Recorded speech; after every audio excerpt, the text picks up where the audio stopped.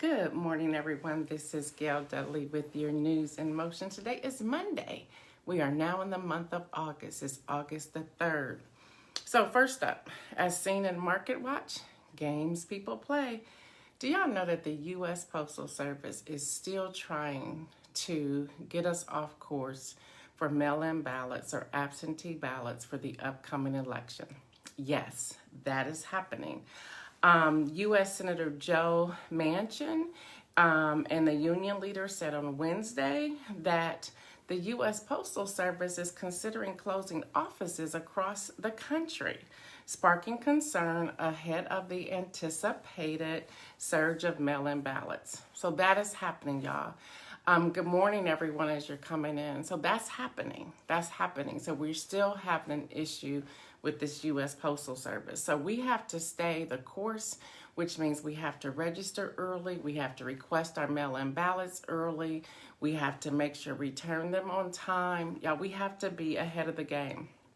All right, as seen in NBC News, can you say TikTok? The occupant of the Oval has messed with the wrong group. As you know, he said on this past Friday, he's talking about banning TikTok in the U.S. Who does that? Who does that? And isn't this America? This weekend, I watched a piece on CNN, and let me read this to you. It says, last week, the U.S. Census Bureau published results of a survey which nearly 30 million out of 249 million respondents said they did not have enough food to eat at some point in the week before July the 21st. Y'all, this is America, and that's happening. It was the highest number of people reporting insufficient food since the census started, tracking that information in early May. Good morning, everyone. According to data released on Wednesday, this past Wednesday, about 23.9 million people said they had sometimes they did not have enough to eat, with 5.4 million saying they often did not have enough to eat at all. So that's really concerning. Katie Fitzgerald, who is the Chief Operating Officer of Feeding America, said to the reporter of CNN, and this is a quote, we believe that over the next 12 months, we are looking at 54.3 million Americans who will be estimated to be food insecure. Y'all, that's 54.3 million Americans within the next 12 months are believed to be food insecure. That means they're not going to have enough food to eat for themselves or to care for their families. Y'all, there's a problem with that. And you all know that I do News in Motion to deal with and argue my case as to why we must vote. That's why I do it. Now, Katie also says, as Katie Fitzgerald, the COO of Feeding America, said that's 17 million more Americans, which is about a 46% increase. A 46% increase. So as we go about our day, we need to be thinking about how we can help wherever you live in America. How can we help our local food bank by delivering food or sending funds? And don't think your $1 or your $5 or your $10 that they do not matter. They matter. So we need to be mindful of our fellow citizens. And y'all know I'm a believer, and all I keep thinking about is love your neighbor as yourselves.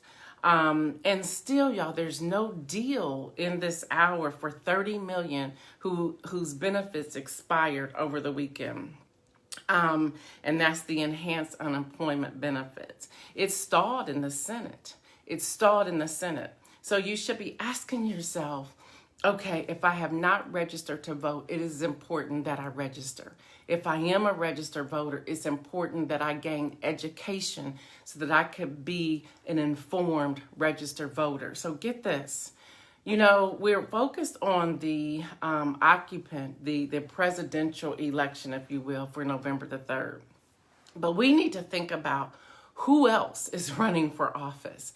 We gotta, yes, that ticket is important, but we cannot forego the other important races. So get this, y'all. The U.S. Senate, since the Senate is holding up the bill, we need to pay attention to the U.S. Senate. The U.S. Senate has 53 Republicans and 47 Democrats, and that's including 2 independents. There are 35 seats up for election this November. 35 seats. So we have to do our homework to be informed voters. And I shared with you before, the Democrats, if they want control of the Senate, they have to flip 3 to 4 seats in the Senate to do so. So many people, I mentioned this on Friday, and many people were inboxing me or making comments, didn't know this. Yes, Nancy Pelosi's election is this year. We don't even hear about that because we're focused on Mitch McConnell, Lindsey Graham, and the occupant of the office. We have to think about the 35 seats. So here's where you are. If you're in a state that you know your senators' elections are up, you need to check out some things about them. And here's something else I want to say about that. I am amazed of how many people have no idea who their senators are. We need to know these people. We need to know who they are. So this is what you can do. You can check your senator's voting record. That's public information. Check your senator's voting record. Yes, it means you have to, and Google is your friend. Just Google them up. If you don't know your senator, Google who's a senator and then list your city and state, and it'll pop up. Do your research on the people who will be on the ballot for the November 3rd election. Do your research, y'all. Write letters to your senator. Call and demand that they pass the enhanced unemployment benefit deal. After the vote on the deal, check and see how your senator voted. Even if it passed, check and see how your senator voted. And then determine, do you want him or her in the office moving forward? If not, then you have to get people registered to vote and make a difference. Check how often your senator skips voting. How often do they skip the voting process? Do they actually show up and vote, or do they skip? You don't want to pay. We're paying for this. You don't want someone in office who's not even going in to vote, so that you won't know if they were a yes or a no or an up or a down. So check them. And then decide if you want your senator to remain in office. If not, then we must vote. And that's the last thing on that. We must vote. Not registered. Get registered today. It's less than a 10-minute process. You can go to iwillvote.com, vote.org, vote.gov, rockthevote.org, whenweallvote.org. You can even go to readypublication.com and click the Ready to Vote campaign icon. Y'all, it's that serious. So while we're thinking about who's the VP that Joe Biden is going to name, okay, that's important, yes. But we also have to think, okay, there's 35 seats up in the Senate. Who are they, and what do we need to do to help get the person that's going to make a difference for America into office? Y'all heard me tell you, and I want to go back and give y'all this number. This really just cut me to my core this weekend. 23.9 million people said they sometimes did not have enough to eat. Y'all, 23.9 million. And then 54 million said they often, which means several times in 1 week, that they often did not have anything to eat.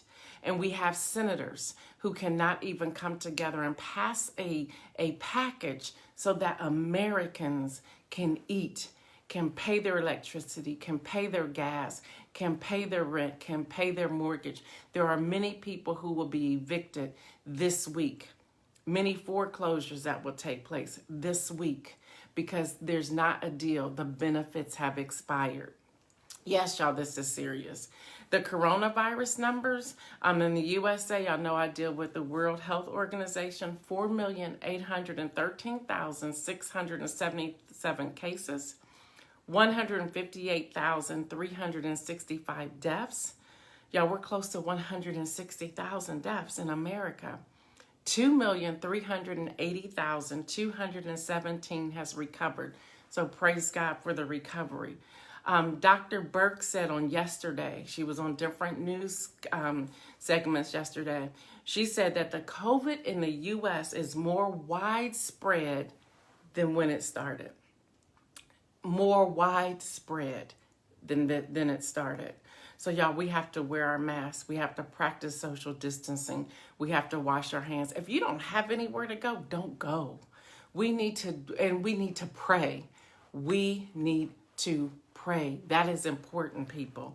And then the Washington Post said it this way in this headline. It says, we just have to assume that the monster is everywhere. That's what the Washington Post reported. That was their headline.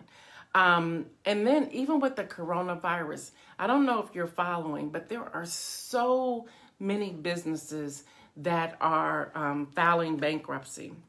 So from NPR, y'all, Lord & Taylor, which is the oldest U.S. department store, files for bankruptcy. Lord & Taylor. So it's hitting hard in places. So imagine if it's hitting these big time department stores, what it's doing to the little and the smaller businesses and the entrepreneurs. Think about that for a moment.